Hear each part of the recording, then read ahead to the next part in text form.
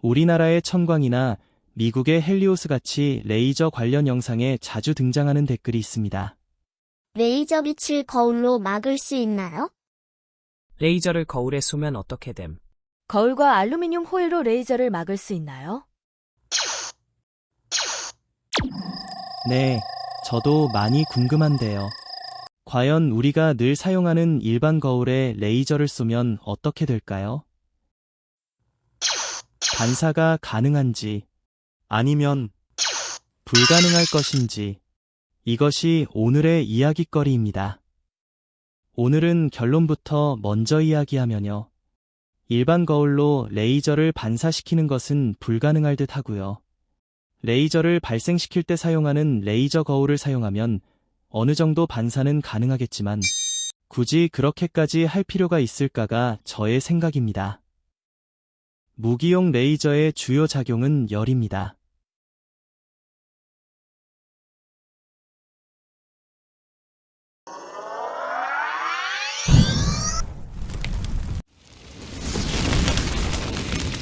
빛이 통과하지 못하는 어떤 물체에 빛을 비추면 일부는 반사되어 나오고 나머지는 물질에 흡수되어 열이 됩니다. 그래서 우리는 뜨거운 여름이 되면 그늘에 숨어 태양을 피하고 싶어 하죠. 계속되는 빛으로 물질 속의 열이 점점 쌓이면 물질의 온도는 점점 높아질 것이고 결국 그 물질의 한계치를 넘어서면 녹든지 아님 불에 탈 것입니다.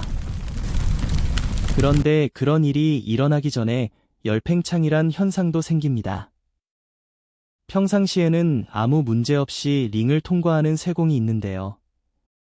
이 세공을 불로 가열한 후 조금 전에 문제없이 통과하던 링에 가져가면 통과가 되지 않는 현상.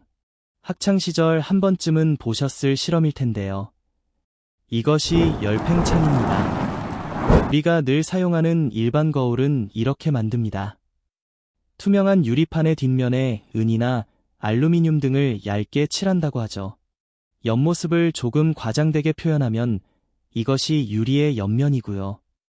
유리판의 한쪽 면에 은이나 알루미늄 등이 얇게 입혀져 있다는 건데요. 여기에 누구나 구할 수 있는 흔한 레이저 포인트를 비춰보면 가장 출력이 낮은 레이저라 선명하게 반사가 일어나지만 무기용 레이저는 수준이 다릅니다. 레이저가 물체에 닿을 때 온도는 500도는 물론이고 출력에 따라선 1000도도 넘긴다는데요. 반사물질이 거울 앞면에 있으면 바로 반사가 일어나겠지만 반사물질이 유리 뒷면에 있으니 레이저는 먼저 유리에 닿게 됩니다. 그러면 레이저가 닿은 부분은 빠르게 온도가 올라가 레이저가 닿은 부분과 주변 다른 부분의 열팽창 차이로 인해 결국 거울은 깨어지지 않을까 하는 게 저의 생각입니다. 유리컵에 갑자기 뜨거운 물을 부으면 컵이 깨어지는 것과 같은 이유인 거죠. 그럼 이런 생각도 해볼 수 있는데요. 레이저의 높은 열도 견디고 반사도 100% 하는 거울을 만들면 가능하지 않을까? 네, 굳이 하겠다면 레이저용 거울을 사용하면 어느 정도 될 듯은 합니다. 레이저에 사용될 빛들을 증폭할 때도 레이저가 나가는 방향을 바꿀 때도 거울을 이용하는데요.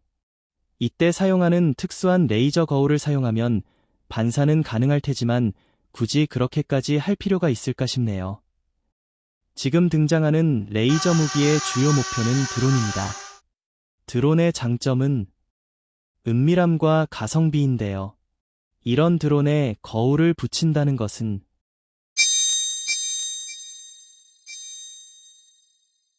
반짝이 미러볼을 하늘에 띄운 격입니다. 그리고 레이저용 거울은 만드는 과정도 쉽지 않지만 재료 선택이 무엇보다 중요한데요. 적외선 반사에는 금이 가장 좋다고 하니 그냥 그 정도의 돈과 정성이면 일반 드론을 대량 생산하는 게 더 좋은 선택이 아닐까 싶네요. 예, 오늘 내용은 여기까지입니다. 오늘도 함께 해주셔서 고맙습니다.